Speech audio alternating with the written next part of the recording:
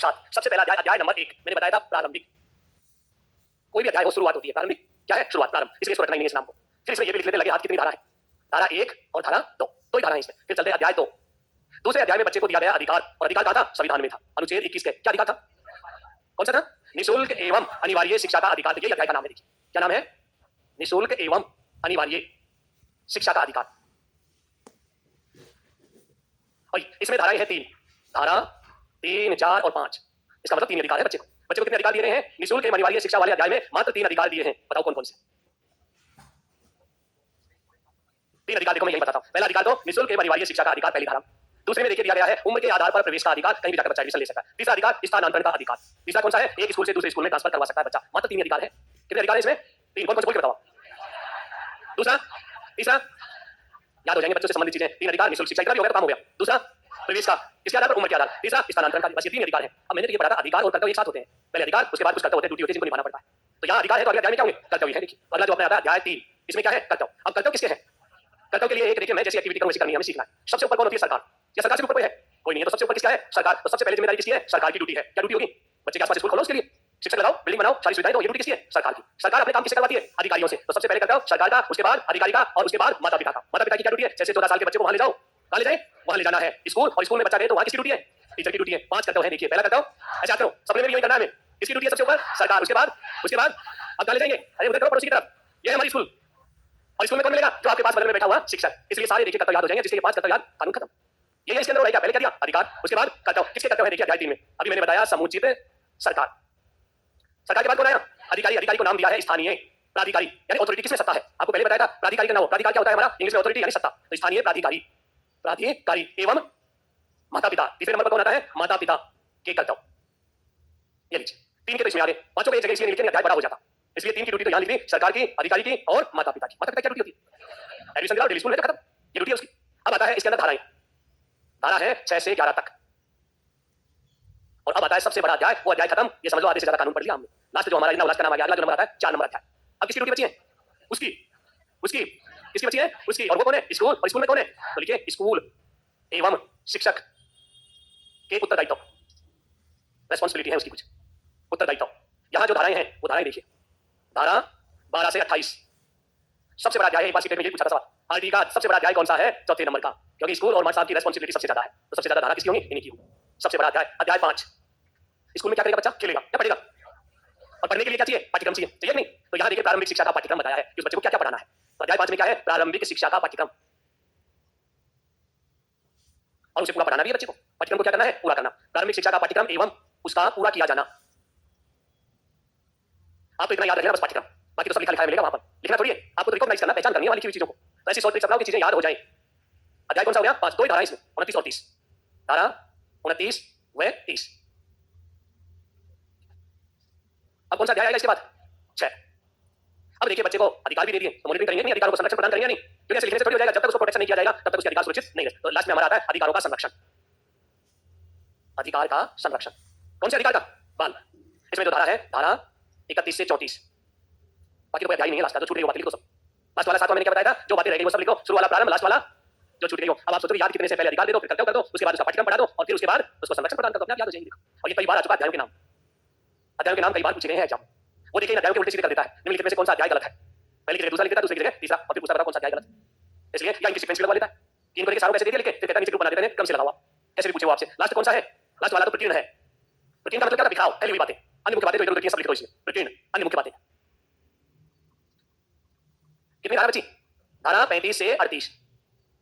एक 39वीं बाद में जुड़ी थी संशोधन, तो बाद में लिखेंगे। अभी तो मूल पढ़ा रहे हैं अभी हम 2009 का। अभी हम कौन सा पढ़ रहे हैं? 2009। 39वीं क्लास में लिखवा देंगे। 2012 का क्या है? संशोधन है वो तो। देखो ये थी पृष्ठभूमि अब तक की, और अब शुरू करेंगे हम हमारे एक एक धारा को। और कितनी धाराएं पढ़ेंगे? 38। अब आप कुछ सोचो, पृष्ठभूमि से कितने सवाल बता दिए मैंने आप लोगों को।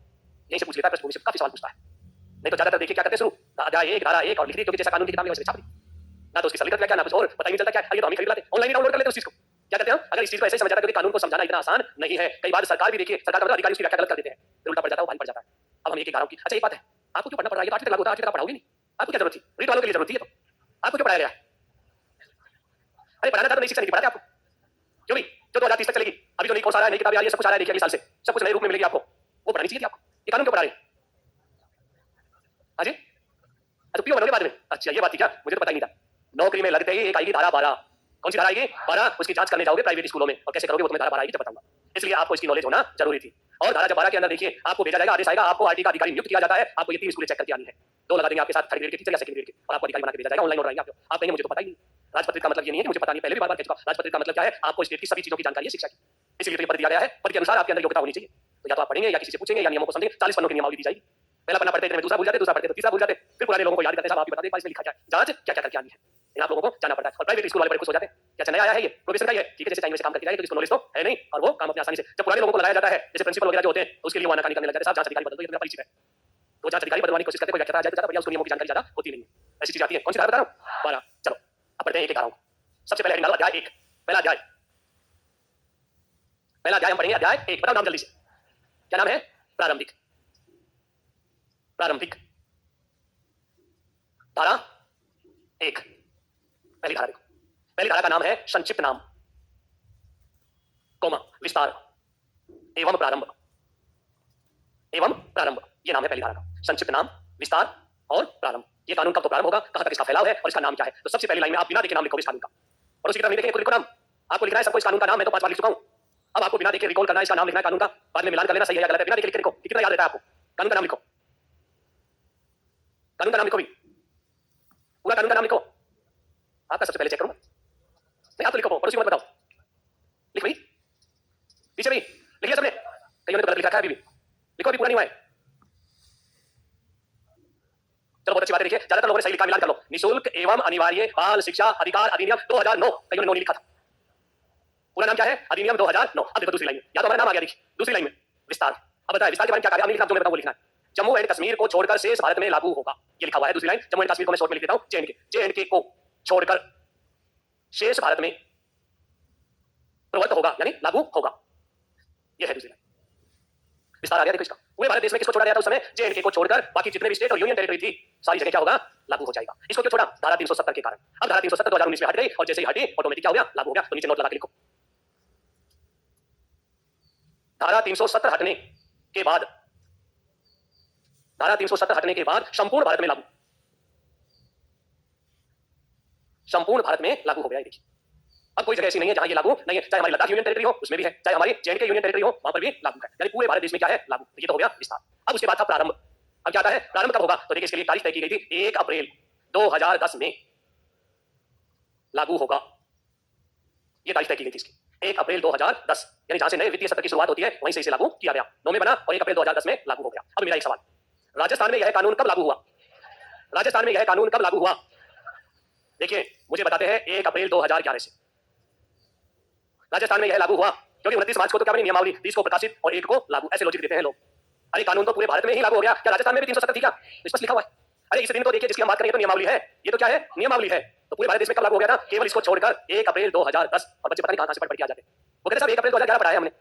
मेरे भाई वो नियमावली है, और वो भी 29 मार्च को लागू हो गई। नियमावली की अलग से तारीख निश्चित की जाती है, कानून के लिए तारीख निश्चित की जाती है। नियमावली के लिए तो क्या है? जिस दिन राज्यपाल ने साइन किया उसी दिन शुरू हो गया उसका।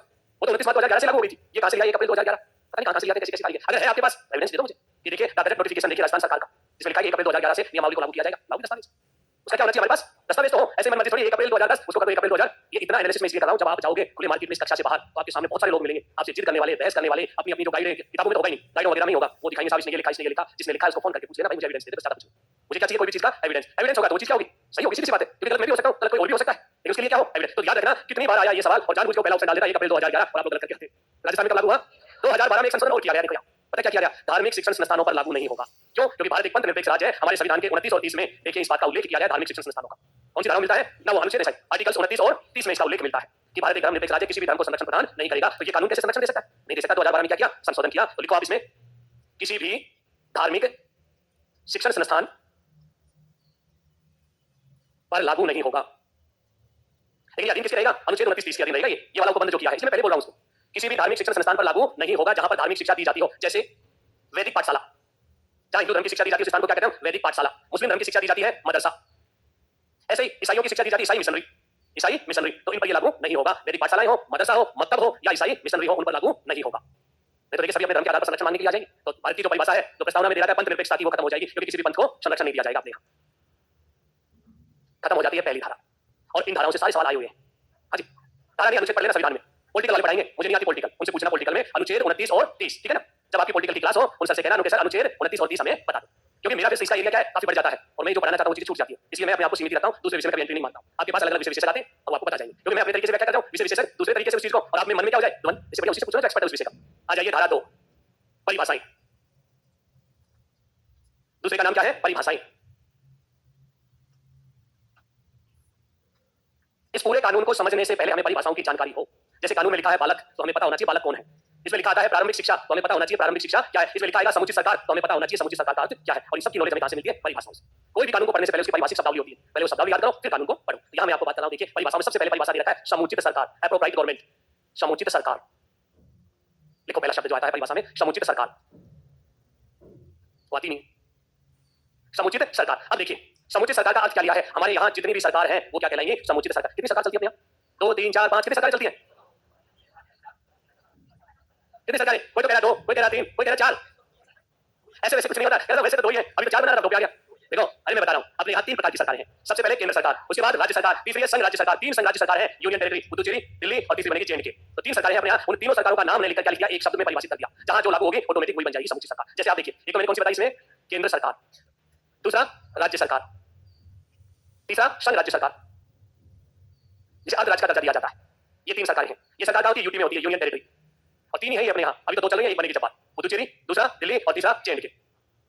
अब आप देखिए केंद्रीय विद्यालय है हमारा, कौन सी सरकार के अधीन आएगा, और राजस्थान के स्कूल है वो राज्य सरकार, दिल्ली के स्कूल है वो जेएनके के स्कूल है वो अपने आप हो गया। देखिए तो इसका मतलब ये था समुचित सरकार। देखिए बार बार इतने बड़े नाम लिखने से अच्छा क्या है कानून में क्या लिखा मिलेगा समुचित सरकार। जैसे समुचित सरकार है तो माइंड में बनी तीनों गवर्नमेंट, और हमें ये पता करना है कि उस समय कौन सी गवर्नमेंट कौन से स्कूल पर है, माइंड में अपने आप सेट हो जाएगी चीज। तो अब आप देखिए जिसके अधीन जो आएगी वो सरकार ही उसके लिए क्या करेगी व्यवस्थाएं करेगी। अगर राज्य का स्कूल है राज्य सरकार, केंद्र का स्कूल है केंद्र सरकार, और यूनियन टेरिटरी का है तो यूनियन टेरिटरी। अच्छा लद्दाख के स्कूल को कौन चलाएगा, चंडीगढ़ के स्कूल को कौन चलाएगा, दादरा नगर हवेली के स्कूल को, लक्षद्वीप को, अंडमान निकोबार, वो सेंट्रल गवर्नमेंट के अधीन है। सीधी क्या है वो सेंट्रल गवर्नमेंट। जहां सरकार नहीं बनी है वो सब केंद्र के अधीन है, चाहे कोई सी भी यूनियन टेरिटरी जहां सरकार बना दी वो सरकार उत्तरदायित्व होगी। पहला शब्द, फिर लिखो उसके बाद दूसरा शब्द आता बालक।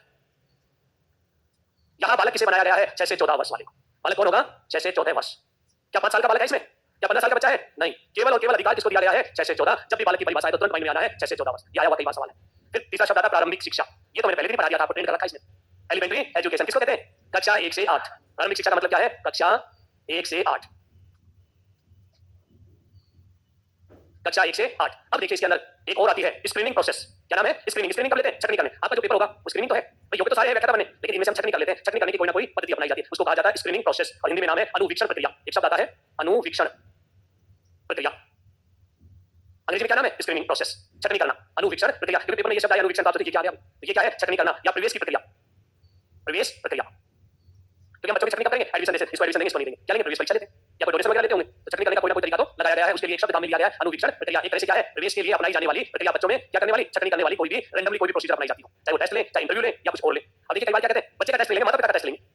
माता पिता का क्या लिया जाए, बहुत सारे स्कूल होते हैं माता पिता का क्या लेते हैं इंटरव्यू, बच्चे का तो ले नहीं सकते क्योंकि यहाँ बैन है इस पर अनुवीक्षण प्रोसेस पर। आगे आएगी धारा 13 में यही शब्द, तो उन्होंने कह दिया चलो बच्चों का माता पिता का ले लेते हैं, इंटरव्यू तो लेंगे हम, किसका इंटरव्यू लिया जाता है माता पिता का ले लेते हैं। देखिए अगला एक शब्द और देखिए, ये शब्द उतारिए ना, चलो आगे चलते हैं। अगला शब्द देखिए अपने यहाँ पर दिया गया असुविधाग्रस्त बालक, असुविधाग्रस्त समूह का बालक। अंग्रेजी में नाम है डिसएडवांटेज ग्रुप चाइल्ड, क्योंकि इंग्लिश मीडियम वाले हैं वो अपने नामों को लिख लिया करो इंग्लिश में डिसएडवांटेज ग्रुप चाइल्ड, और हिंदी में हम क्या कहेंगे जिन बच्चों को सुविधाएं नहीं मिली हो वो बच्चे कहलाते हैं असुविधाग्रस्त समूह के बालक। अब ये बच्चे कौन होंगे ये डिसाइड करेगी समुचित सरकार अपने अपने क्षेत्र में, क्योंकि सिक्किम में अलग हो सकते हैं जिनको सुविधा नहीं मिली, गोवा में अलग हो सकते हैं, और राजस्थान में अलग है। राजस्थान में तो देखिए कहीं अलग, राजस्थान में जारी हुआ था 18 मई 2020 में नोटिफिकेशन, उसमें बताया कौन कौन से बच्चे वो मैं बता दूंगा यहाँ। लेकिन यहाँ देखिए अपने आरटी 2009 के अनुसार असुविधाग्रस्त समूह का बालक कौन बताएगा इसको समुचित सरकार द्वारा, एक मिनट, सरकार द्वारा उल्लेखित किया जाएगा। देखो एक लाइन पहले, समुचित सरकार द्वारा उल्लेखित किया जाएगा, अभी मैं बता रहा हूँ, समुचित सरकार द्वारा उल्लेखित किया जाएगा। कौन से बच्चे को उल्लेखित करेंगे इसके लिए कहा गया है वो भी लिखो एक लाइन, कौन से बच्चे के लिए एडजेक्ट मैं आपको लिखा देता हूं इसके अंदर। देखिए कौन से बच्चे को किया गया है अनुसूचित, देखो दूसरी लाइन में इसमें अनुसूचित जाति कोमा अनुसूचित जनजाति, अनुसूचित जनजाति कोमा सामाजिक तथा शैक्षणिक रूप से पिछड़े वर्ग तथा शैक्षणिक रूप से पिछड़े वर्ग के बालक। दोबारा से मिलान करो, अनुसूचित जाति, अनुसूचित जनजाति, सामाजिक तथा शैक्षणिक दृष्टि से पिछड़े बालक, या आगे लिखो या सामाजिक सांस्कृतिक भौगोलिक भाषाई लिंग या अन्य कारक के आधार पर घोषित, भौगोलिक भाषाई लिंग या अन्य कारक पर आधारित घोषित बालक। अच्छा तो ये देखिए इसके अंदर लिखा गया है शिक्षा के आधार पर हो, सामाजिक के आधार पर हो, लिंग के आधार पर हो, भाषा के आधार पर, ये कौन तय करेगा ये सरकार तय करेगी। कि ये बच्चे वो हैं जिनको सुविधा नहीं मिल पाई, ऐसे सुविधा के लाभ भी कह देते हैं, क्या एक तरह से डिसएडवांटेज, जिसको लाभ नहीं मिला हो, वो वाले कौन से हैं, ये वाले बच्चे हैं। अब बात आती है सब राजस्थान में किनको घोषित किया गया, तो वो मैं आपको बता रहा हूँ राजस्थान में कौन से बच्चे हैं। तो यहाँ हम अपने इसमें देख सकते हैं राजस्थान में जब आरटी की जांच करने जाओगे तो आप यही जांच करोगे, असुविधा वर्ष जो के बच्चे हैं इन्हीं की तो जांच होती है वहां पर।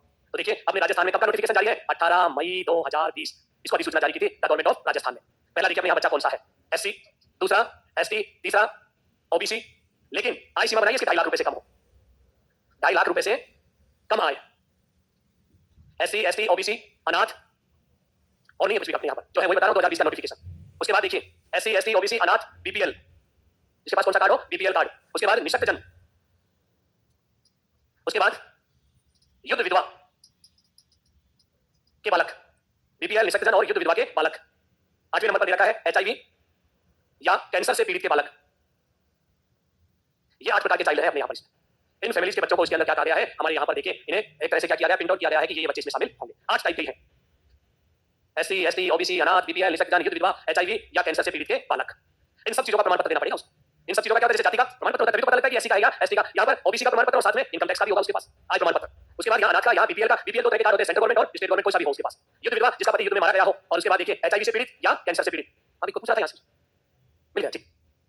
मुझे एक बार बोलने का मौका दिया था, उसके बाद पूछा करो, सारे जवाब दे देता हूँ क्योंकि मुझे पता है आपके क्या सवाल आएंगे, इसलिए मैं पहले दे देता हूँ, फिर भी अगर कोई रह जाए पूछ लिया करो। लिखिए अभी आपने, इस बच्चे को याद कर लेना, पूछूंगा आपसे थोड़ी देर बाद इसका नाम क्या था। एक बालक और है वीकर सेक्शन चाइल्ड, दूसरा बच्चा और लिखो। अगला बच्चा लिखिए इसके बाद असुविधाग्रस्त के बाद एक बच्चा और है अपने इसमें जिसका नाम है वीकर सेक्शन चाइल्ड, हिंदी में कहते हैं दुर्बल वर्ग, दुर्बल वर्ग का बालक। ये आया था फर्स्ट ग्रेड में सवाल, देखो दुर्बल वर्ग का बालक दूसरे बच्चे का नाम है ये। पहला तो कौन सा था, डिसएडवांटेज ग्रुप चाइल्ड, दूसरा दुर्बल वर्ग का बालक वीकर सेक्शन चाइल्ड। अब देखिए सवाल पूछा गया था, दुर्बल वर्ग का बालक है ऑप्शन 1 सामाजिक वर्ग से दुर्बल, ऑप्शन 2 आर्थिक दृष्टि से दुर्बल, ऑप्शन 3 सांस्कृतिक दृष्टि से दुर्बल और ऑप्शन 4 उपरोक्त सभी।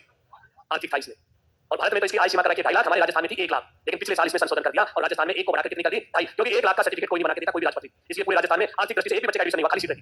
इसलिए सरकार ने देखा ये तो गलत है, इसकी सीमा बढ़ाकर कितनी कर दी, 2.5 लाख कर दी। तो लिखिए दुर्बल वर्ग का बालक कौन सा होगा, जिसके माता पिता की आय, माता पिता या संरक्षक की वार्षिक आय 2.5 लाख रुपए से कम हो, वो बच्चा कहलाएगा वीकर सेक्शन चाइल्ड। ये दोनों बच्चों के नाम पूछूंगा थोड़ी देर बाद, अभी नहीं पूछूंगा। अंत में लिखो स्कूल। आरटी में 4 प्रकार के स्कूल बताए हैं।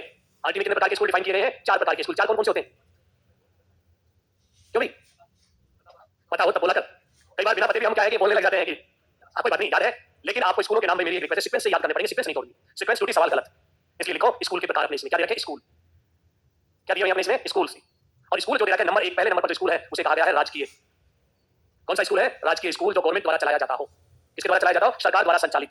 सरकार या सरकार कौन सी, समुचित, समुचित सरकार द्वारा संचालित। यह है अजी, ऐसे नहीं होता है, वो मैं बताऊंगा उस चीज को। पहला स्कूल कौन सा है अपना इसमें, राजकीय स्कूल। दूसरा स्कूल देखिए एक और आता है इसके अंदर, और वो स्कूल कौन सा आएगा अपना, अनुदानित एडेड स्कूल। सरकार की कुछ हिस्सेदारी रहा करती थी, 2008 के बाद से अपने राजस्थान में स्कूल बंद कर दिए गए। पहले ये स्कूल चलते थे, हर जिले में 4-5 स्कूल होते थे एडेड स्कूल। और एडेड स्कूल वाले क्या करते थे, अपने मिलने वाले को स्कूल में लगा लेते, तो उसमें से आधी सैलरी आती सरकार से, आधी देती वहां निजी संचालक। बाद में देखिए 2008 के बाद जितने भी एडेड स्कूल थे, जितने भी जो कर्मचारी जिस पोस्ट पे काम करते थे, सबको सरकार ने मर्ज कर दिया। लेक्चरर बनकर लगाता है इन स्कूलों में, उसे गवर्नमेंट में लेक्चरर लगा दिया। जो थर्ड ग्रेड में लगा था वो थर्ड ग्रेड में, सेकंड ग्रेड में था वो सेकंड ग्रेड में, और सरकार ने ये बंद कर दिया एडेड स्कूल, अब नहीं चलते, पहले खूब चलते थे।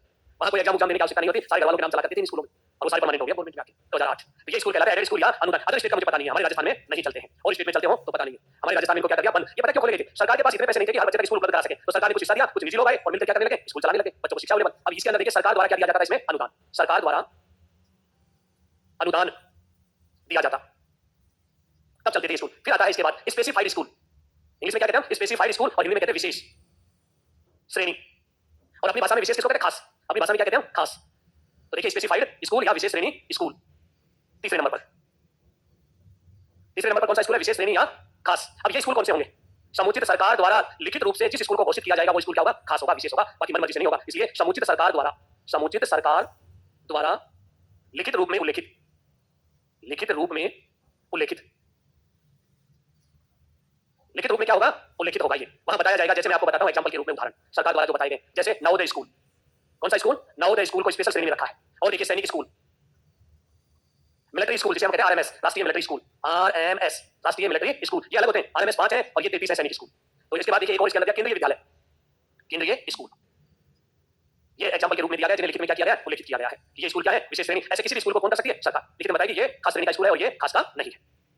हाँ जी, सीबीएसई, डीपीएस, ये नॉर्मल स्कूल है, नॉर्मल स्कूल होते हैं डीपीएस। तो मैंने सोचा पता नहीं कौन सा स्कूल बोल दिया आपने ऐसा। ये कैसा स्कूल है? सामान्य स्कूल है। जितने भी पब्लिक स्कूल है अपने यहाँ जो चल रहे सब सामान्य स्कूल है ये। जैसे आप कहेंगे पब्लिक स्कूल आज के दिन आईपीएससी से मान्यता प्राप्त 80 स्कूल है ऑल इंडिया में। ऑल इंडिया में कितने हैं? 80 स्कूल। जैसे अपना राजस्थान के अंदर पब्लिक स्कूल है, जयपुर में चलता है, जिसका नाम है महारानी गायत्री देवी। एक ही मात्र पब्लिक स्कूल है, एक जोधपुर में है, राजमाता कृष्णा कुमारी। ये कौन से स्कूल है? पब्लिक स्कूल की श्रेणी में आते हैं। और एक अजमेर में है मेयो, और एक अपने इसके अंदर झुंझुनू में भी है। उसका नाम देखो क्या नाम है? बिरला के नाम पे है वो। बिरला के जो खोले हुए हैं ना स्कूल, कौन सी जगह है वो? झुंझुनू में, पिलानी में। उसके बाद देखिए एक कोटर में है, नागौर में। वहां पर कौन सा है? एलके सिंघानिया। एक और आता है अपने इसके अंदर मोदी स्कूल। ये शायद इसके अंदर पड़ता है लक्ष्मणगढ़ में। लक्ष्मणगढ़ में है शायद मोदी स्कूल। तो ये अपने क्या है? गवर्नमेंट के भी होते हैं पब्लिक स्कूल। जैसे हमारे सैनिक स्कूल सारे पब्लिक स्कूल है, आरएमएस सारे पब्लिक स्कूल है। इनको भी आईपीएससी से मान्यता प्राप्त होती है। कई बोर्ड होते हैं, international board, state board, central board. ऐसे देखिए जब किसी बच्चे को विदेश में पढ़ाना होता है तो पेरेंट्स पहले से ही कौन से इंटरनेशनल बोर्ड में पढ़ाते हैं अपने बच्चों को, ताकि दूसरे कंट्री में जाने पर समस्या नहीं आए। इस तरह से ये चीजें होती हैं स्कूलों के। तो पब्लिक स्कूल जो होते हैं वो डीपीएस को मान्यता नहीं है पब्लिक स्कूल की, ये नहीं है। ये है लॉरेंस तो एक नंबर का स्कूल, डिसअपॉर्टेंट public school, Harrow, Eton, Rugby, ऐसे वर्ल्ड क्लास के क्या है ये सब पब्लिक स्कूल है। चला जाइए विशेष श्रेणी एक चौथा और बच गया अपना निजी स्कूल। निजी या प्राइवेट। निजी को हम क्या कहते हैं? प्राइवेट। निजी या प्राइवेट स्कूल 4 प्रकार के हैं। अच्छा ये बोले थे क्या? हो सकता है मुझे सुनने में गलती हो गई होगी। अच्छा निजी स्कूल कौन सा होगा? जो निजी संचालकों द्वारा संचालित किया जाता हो। लिख लो, निजी का मतलब क्या है? निजी संचालकों द्वारा संचालित किया जाता हो। निजी संचालकों द्वारा संचालित किया जाता हो। 2 प्रकार के बच्चे 4 प्रकार के स्कूल। 2 प्रकार के बच्चे 4 प्रकार के क्या है अपने इसमें? स्कूल है। अच्छा एक चीज और आती है इसमें देखिए, कैपिटेशन फीस, या जिसे हम कहते हैं कैपिटेशन शुल्क। प्रति बालक शुल्क। कैपिटेशन शुल्क क्या होता है? देखिए ये भी आता है। कैपिटेशन शुल्क वो राशि होती है जो स्कूल की फीस के अलावा अलग से कोई अनुदान या डोनेशन लिया जाता है, उसको कहा गया कैपिटेशन शुल्क। इसमें बैन किया गया है। आप कोई प्राइवेट स्कूल चला रहे हैं तो देखिए आप स्कूल की फीस तो लेंगे प्रतिपालक, लेकिन आप डोनेशन नहीं ले सकते उस बच्चे से। जब स्कूल नहीं आऊंगा ये डोनेशन लो, इस पर क्या लगाया गया? बैन लगाया गया। कोई अनुदान, अतिरिक्त सहायता या डोनेशन को क्या कहा गया? कैपिटेशन शुल्क कहा गया। इसको भी परिभाषित किया गया क्योंकि इस पर बैन है, प्रवेश परीक्षा पर और कैपिटेशन शुल्क पर बैन है। लिख लो आप अपने इसमें कैपिटेशन शुल्क, या हिंदी में क्या नाम है इसका? प्रति बालक फीस या प्रति व्यक्ति फीस। कैपिटेशन शुल्क ब्रैकेट में लिखो प्रति बालक फीस। एक लाइन लिख लो इसमें, विद्यालय द्वारा निर्धारित शुल्क के अतिरिक्त, विद्यालय द्वारा निर्धारित शुल्क के अतिरिक्त किसी भी प्रकार का भुगतान, शुल्क के अतिरिक्त किसी भी प्रकार का भुगतान, ऑब्लिक डोनेशन, ऑब्लिक सहायता, यानी स्कूल की फीस के अतिरिक्त कोई भी भुगतान हो, डोनेशन हो, कोई भी सहायता हो, उसको क्या कहा जाएगा? कैपिटेशन शुल्क कहा जाएगा। इस तरह से देखिए हमारी महत्वपूर्ण परिभाषाएं क्या हो जाती है, समाप्त हो जाती है। सोचो कितनी परिभाषा लिखी है, शुरू से देखो एक बार। अब कानून को पढ़ना शुरू करेंगे, लेकिन बीच में ब्रेक देंगे आप लोगों को, काफी देर हो गई है ना, 5 मिनट का क्या आप लोगों का